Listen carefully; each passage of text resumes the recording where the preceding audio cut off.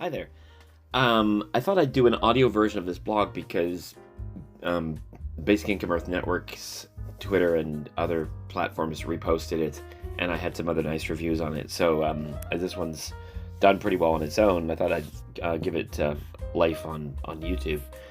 It's called the most valuable work we give a value of 0.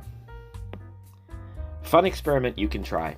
Imagine getting up from bed in the morning and trying not to do anything all day except for your job. I mean nothing. I'll permit maybe deodorant. It technically counts, but I'll play fair.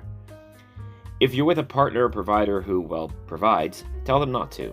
Tell them to pretend you just don't exist for today, and they don't have to do anything. Food? Buy all of it from someone else. On this day, it's bed, leave for work, however you do that, if you do. Come back to bed, but go to bed. Nothing else, just that. Even 1 week like this, especially if you live alone, because a loved one would probably break down and cheat, would be pretty rough, wouldn't it? There's dishes, keeping things neat and organized, vacuuming slots in here, hygiene-related things, self-improvement things, buying groceries, other needed supplies, making the bed so it's not completely uncomfortable by day 2, yes, that counted, picking things up, taking out that overflowing trash with the bugs flying above it, anything to do with kitchen or bathroom, sorting out personal administration things like mail, email, something locally you need to resolve, family-related things, significant other things, all the stuff that gets you to your job and makes it so you can just keep your focus there.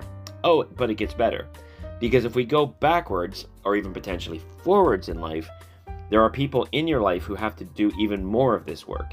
If you can no longer work or function in the future, someone may kindly add to the team of ensuring you're okay and without being paid for doing this. While there are people who are often underpaid working in seniors' care, someone very easily could put themselves as additional support, helping the transition to a facility, as well as making you feel like you've not been dumped off by the world and abandoned.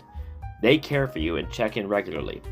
I'm not in this position yet, but as a widower, I do have family who check in with me regularly. It was just Valentine's Day, for instance, so I had a nice phone conversation with my niece who checks up. I don't suspect she sees this as work, but it is certainly an example of care. In a way, this is part of what's so interesting about it. The other direction, of course, is your child care. Now, I don't know your background, but if you think about how much a hospital would charge, without Canadian Medicare that is, for one night's worth of care, imagine the cost of raising you from day 1 to the day when you move out. The cost of such a service is immense. Not only that, but it, like with what we started this article with, gave you the first springboard to turn you into a being that could make money. It gave you the time, the space, the protection, the food, the solace that let your mind, like Maslow's hierarchy, focus on above the first rung, and therefore you could think the classic question, what do I want to be when I grow up? You could even take those first steps in employment of any kind without any real fear that if it all went wrong. Care gives space to make choices beyond just jobs, but into every area, and is so intertwined with our love that we just don't see it as work. It's just how we are. Economists and other writers like Marilyn Waring have written about how the value of care is the most valuable work in any economy, but it is given a value of 0. I've mentioned this before, but as Professor Guy Standing wrote in Basic Income and How to Make It Happen, 2017, while every age throughout history has drawn arbitrary distinctions between what counts as work and what does not, ours may be the most perverse. A century ago, Pigou famously pointed out that if he hired a housekeeper, national income went up, employment growth increased, and employment rose and unemployment fell. If he subsequently married her, and she continues to do precisely the same activities, national income and growth went down, employment fell, and unemployment rose. This is absurd and sexist. It reminds me of a point recently made by Catherine Marcal in her book Who Cooked Adam Smith's Dinner, published in 2012, which explained how the father of economics never married. He lived with his mother. While he wrote about how everything was done simply out of self-interest, she took care of his daily needs. But strange as it may seem, this work and the work traditionally of women disappeared from statistics. It was just thought of as read that this would, of course, happen. And yet we've observed two things. 1, without its implementation, nothing works ever. 2, it is our nature to care. We feel good doing it. We expect it. We do it from love and feel love when it's done. Basic income intersects with the work of care in interesting ways. It does not put a price on love. That would be absurd. As time is money, and therefore money frees time, it opens more space for other kinds of work to be done. This includes care, which then makes other kinds of creative, commenting, further care, and yes, labor more able to happen. It also helps address the stupidity of the idea that if we reduced our employment, we would all fall apart. We have a form of work that is part of us, so natural, so human, that while appreciated, or should be, we almost don't even view it that way.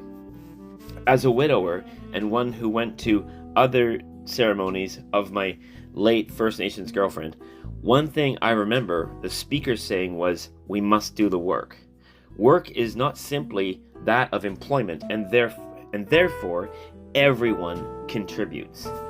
Through our connections and through our daily realities, be they the sorrowful work of what my extended family and myself had to do, or the joyful work of helping a family celebrate a birth and all points in between, we all contribute in small ways.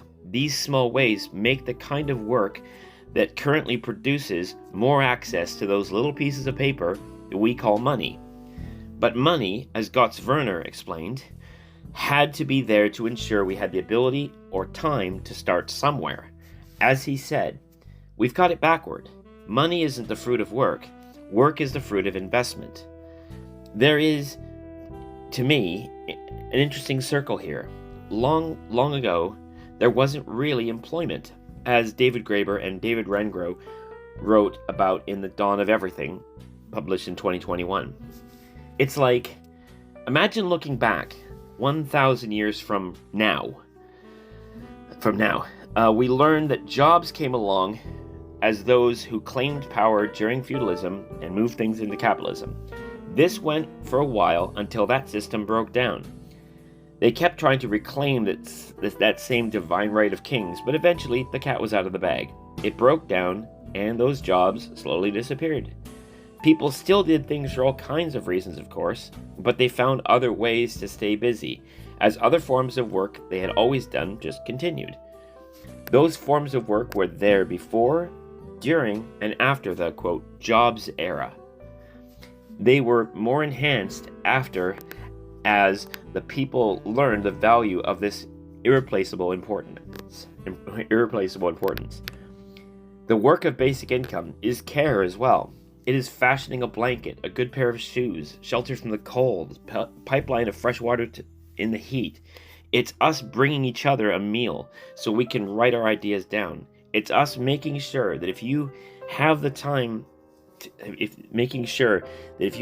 think them, that everyone should be out of the elements, that civilization should take that next step, that the work can be done, whatever work needs to be done, and that we can all continue on as a right, as a rule.